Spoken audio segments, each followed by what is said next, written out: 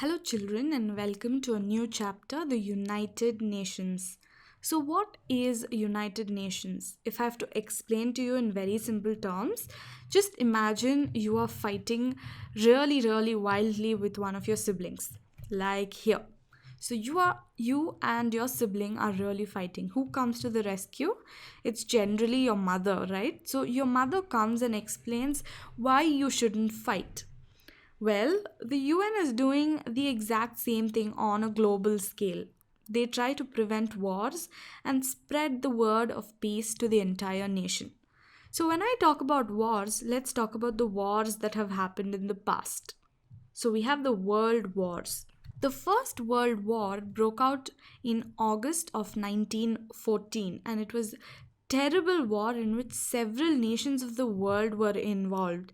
And this war started in Europe when the industrialized nations of the world became jealous of each other's powers. Now, each country wanted its own empire to grow, and millions of soldiers and others were killed or wounded. Even houses were destroyed, and there was a severe shortage for food. So, this picture here depicts World War One.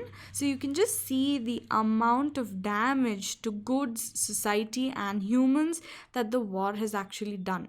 But people didn't learn their lesson even then, and World War II broke out in September of 1939. And things escalated when USA dropped an atomic bomb over two Japanese cities, Hiroshima and Nagasaki.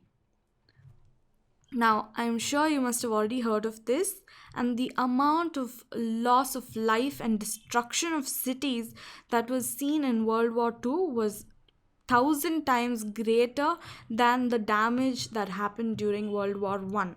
So if you see here, these planes are actually carrying atom bomb, and this is the effect of an atom bomb. And it's no joke, children. The effects of this atom bomb were so long reaching that generations after, people suffered. The effects of the atomic bomb were long reaching for generations after generations. Children were born deformed. Finally, people of the world learnt a lesson, and they thought they must put an end to war. And after the World War II, all the nations of the world came together to find a way to prevent wars in the future. And the tremendous amount of destruction and misery of the world faced due to the wars finally taught a lesson to them, and the nations became wiser. As a result, we have the birth of United Nations in the year 1945. And this United Nations brought up a set of rules called the Charter of United Nations, and this was made at a conference in San Francisco, USA. And it was signed by all the 50 member countries on 24th October 1945. So when UN opened, there were 50 member countries, and these 50 member countries agreed to the charters and signed a contract saying they will follow the rules of the charter. And today, we're very proud to say that UN has 193 member countries being a part of its peacekeeping motive. So let's look at the aims of the UN first. The first aim of the UN is to maintain international peace and security. So when UN feels like there are disputes between two nations, it tries to coax the nations to solve it through discussions. But if it still feels that there is a threat for a war to happen, the UN sends forces called as peacekeeping force to prevent war. The second aim is to develop friendly relationships between nations. It believes that all the nations of the world should be friends with each other. The third aim is to encourage respect for human rights and freedom of all the people. All the member nations of the UN are expected to ensure that human rights are upheld in their country. The fourth aim is to achieve international cooperation in solving economic as well as social problems. It believes that the world can have lasting peace only when all the nations of the world achieve progress and development. That's why it expects that the richer countries have to help the poorer countries for improving their living conditions. The last aim of the UN is to help fight diseases as well as preserve the environment. So through these aims, you can see that UN is not just focusing on one thing, but it is focusing on so many different things. Like it is focusing on peace, it is focusing on friendly relationships, it is focusing on human rights and freedom, it is focusing on social and economic problems, and it is focusing on diseases as well as preserving the environment. So it is an all-round phenomenon. Let us now look at the principles of UN. The first principle of UN is that all the countries that are members of the UN are considered as equals, no matter how much developed or how underdeveloped they are. Once they are a member country of UN, all of them are equals. The second principle of UN is that all member countries must obey the charter. We just saw 5 aims, right? All those 5 aims come under the charter, and if a country belongs to the UN, it has to obey the charter. The third is that the countries must try to settle their differences by peaceful means. Suppose you have a problem with your friend, you try to first solve it by talking to her, right? You don't directly start a war against her. Same way, the UN wants the countries of the world to talk and discuss their problems rather than jumping to war. The fourth principle is that the UN will not interfere in the domestic affairs of a country. It will not dictate terms to the country as to how the country has to be run. It is completely giving freedom to the country to run it as they want it. Only thing is, they are bothered about the peace of the world. Now let us look at the structure of UN and what are the different components of UN.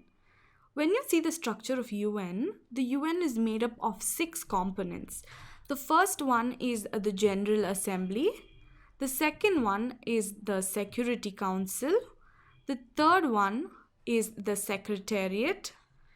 Then we have the fourth one, which is the Trusteeship Council. Fifth one is the International Court of Justice. And the sixth one is the Economic and Social Council. This is the sixth one. So these are the 6 different bodies that comprise the UN. Now let us take each of these and look at them in detail. First, we'll talk about the General Assembly.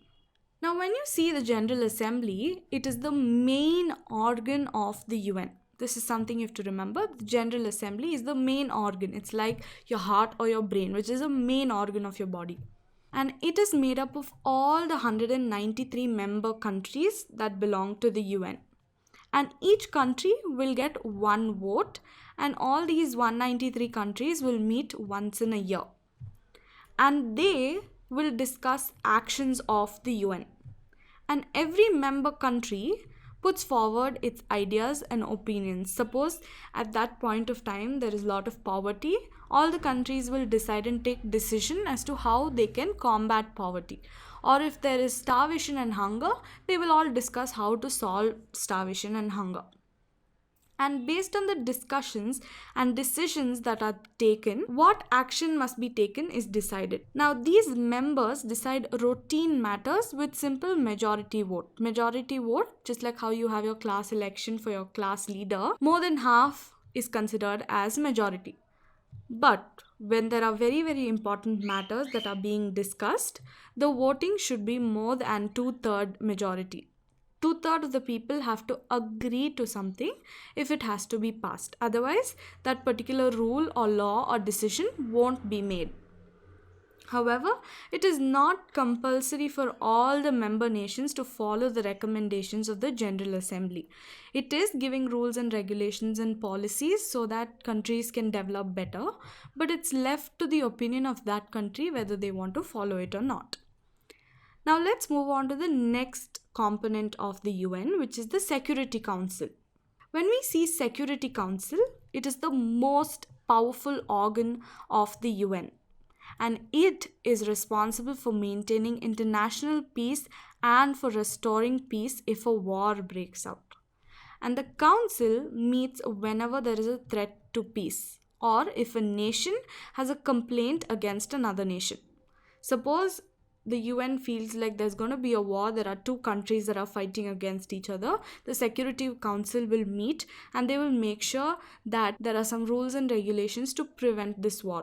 Or suppose one nation has complaints against the other nation, they will go and approach the Security Council for help. And all the member countries have to accept the decision made by the Security Council. And this Security Council has about 15 members, out of which 5 of them will be permanent seats. And these permanent seats are held by the United Kingdom, the United States of America, France, Russia, and China. So these people are the 5 permanent members, and these 5 have the power to veto. Veto means overrule. They can overrule any majority resolution that is made by the General Assembly of the UN. If they decide that they don't want to pass that particular policy, they will veto it and stop it from happening. So these 5 countries have the supreme power. And the other 10 members are generally elected for a term of 2 years. Now we will look at the Secretariat. The people who work in the UN, that is the staff members of the UN, are called as the Secretariat. And they carry out the day-to-day activities of the UN. And the head of the Secretariat is the Secretary General. He or she will carry out the decisions of the Security Council, and he is a very, very powerful person. So if the Security Council decides something, it is a job of the Secretary General to make sure that it happens. So this person is extremely powerful, and the Secretary General is chosen by the General Assembly. So all the 193 members will vote and choose the Secretary General, and this is for a term of 5 years. And the current Secretary General is Ban Ki-moon, and he assumed the post on Jan 2007. So right now he is on his second term of Secretary General. So this is Ban Ki-moon, the current Secretary General of the UN. So with this, let's wind the first part of the chapter. In the next part, we will continue where we left off. Thank you.